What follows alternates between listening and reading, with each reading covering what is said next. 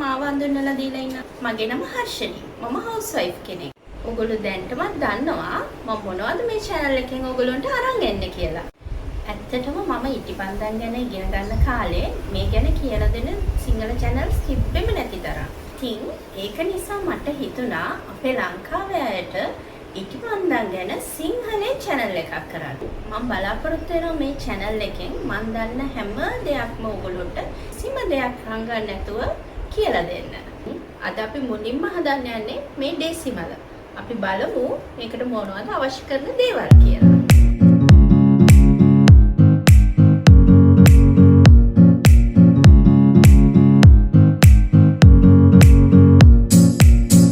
අපිට මේකට ඕන වෙනවා ඩෙසිමලේ මෝල්ඩ් එකක්, සෝයි වැක්ස්, නූලක්, මැදට දාන ඉටිපන්දම් වලට දාන නූල, මේ කලරින්, මේ තියෙන්නේ ෆ්‍රේග්‍රන්ස්. එතකොට මේ තියෙන්නේ අපිට අත්‍යවශ්‍යම දෙයක් තමයි මේ ඉටිපන්දම් හදනකොට ඒකේ ටෙම්පරේචර් එක බලා ගන්න.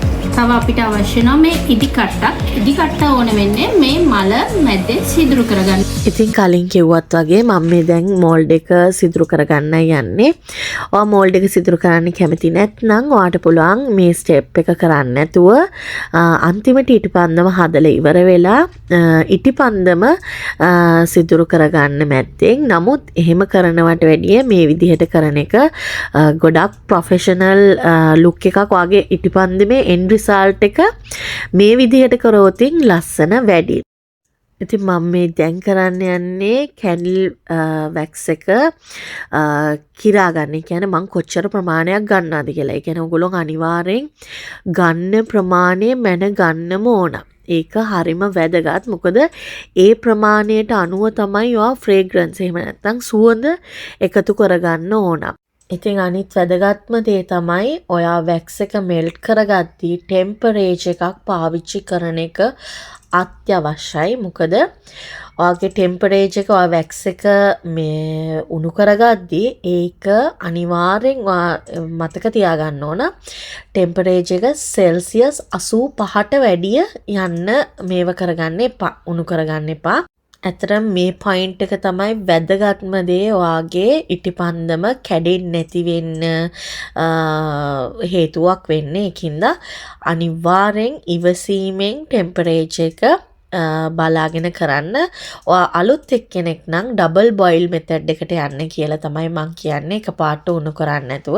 දැන් මේ මම මෙහෙම කරේ මට පුරුදු හින්දා තමයි මම ඒක කෙලින්ම රත් කරේ. නමුත් ඔයා අලුත් එක්කෙනෙක් නම් ඩබල් බොයිල් කරන්න. දැන් මම මේ ෆ්‍රේග්‍රන්ස් එකතු කරගන්නවා. ෆ්‍රේග්‍රන්ස් එකතු කරගද්දී අනිවාර්යෙන් ඔයා දැනගන්න ඕනම දේ තමයි ඒකට නියමිත ප්‍රමාණයක් තියෙන. ඒ කියන්නේ ඔයා 100ට කොච්චරක්ද ගන්නේ ඒකෙන් 106ත් 10ත් අතර ප්‍රමාණයක් තමයි ඔයා සුවඳ එකතු කරගන්න ඕන. එහෙම නැත්නම් ඔයාගේ කැන්ඩල් එක ඒ හරි ප්‍රමිතියට ඒ සුවඳට මේ වලට අපි ඇත්තටම කියන්නේ සුවඳ ඉටිපන්දම් කියලානේ, සෙන්ටඩ් ඉටිපන්දම් කියලානේ මේකට කියන්නේ. ඉතින් වැක්ස් එක වගේ වැක්ස් එකේ දාන ප්‍රමාණයෙන්ම 100ට 6ත් 10ත් අතර ප්‍රමාණයක් අපි ෆ්‍රේග්‍රන්ස් එකතු කරගන්න ඕන. ඉතින් අනිත් වැදගත්ම දේ තමයි අපි මේ ෆ්‍රේග්‍රන්ස් එකතු කරද්දී සෝයි වැක්ස් එක උණු කරද්දී ටෙම්පරේචර් එක බැලුවා වගේම ෆ්‍රේග්‍රන්ස් එකතු කරද්දී ටෙම්පරේචර් එක බලන්න ඕන. ඒ කියන්නේ සෙල්සියස් 65ත් 75ත් අතර ප්‍රමාණය තියෙද්දි තමයි අපි ෆ්‍රේග්‍රන්ස් එකතු කරන්න ඕන. ඊට 75ට වැඩිය තියෙනවා නම් ඒ වෙලාවට ෆ්‍රේග්‍රන්ස් එකතු කරන්න එපා. චුට්ටක් නිවෙන්න දීලා ෆ්‍රේග්‍රන්ස් එකතු කරන්න. ඒ වගේම ඒක විනාඩි 2ක් 3ක් විනාඩි 2ක් විතර මේ එකේ වැක්ස් එකේ තියෙන්න දෙන්න. එතකොට තමයි ඒකට සුවඳ හොඳට අල්ලන්නේ. ඒක අපි අපේ මෝල්ඩ් එකට වක් කරන්න කලින් චුට්ටක් වෙලා විනාඩි 2ක් විතර තියෙන්න දෙන්න ඕන. මේ සෝයි වැක්ස් එකත් එක්ක හොඳට අපේ මේ එක මික්ස් වෙන්න දෙන්න ඕන සුවඳ අපි දාපු එක. ඒ වගේම තමයි අපි මෝල්ඩ් එකට වැක්ස් එක දාගද්දී එතකොටත් ටෙම්පරේචර් එක බලන්න ඕන අනිවාර්යෙන්. ඒ කියන්නේ සෙල්සියස් 60ක් 50ක් අතර තියෙද්දි තමයි අපි මෝල්ඩ් එකට වැක්ස් එක වක් කරගන්නේ. ඒ වගේම හදිස්සි වෙන්න එපා මෝල්ඩ් එකෙන් ගලව ගන්න. මම නම් සාමාන්‍යයෙන් පැය 24ක් විතර තියෙනවා. මොකද නැත්තම් හරි ඉක්මනට ඔක හොඳට වේලිලා තියුනේ නැත්තම් කැඩෙන්න බලනවා. දැන් ඉතින් ඔය මගේ ඩේසි මල තමයි ඔයගොල්ලන්ට පේන්නේ. අනිත් දේ තමයි මම මේ ඩේසි මල හැදුවේ කලර්ස් දෙකක්. ඒ කියන්නේ මල වයිට් උනාට මැදට මම පොඩ්ඩක් රෝස පාට දැම්මා.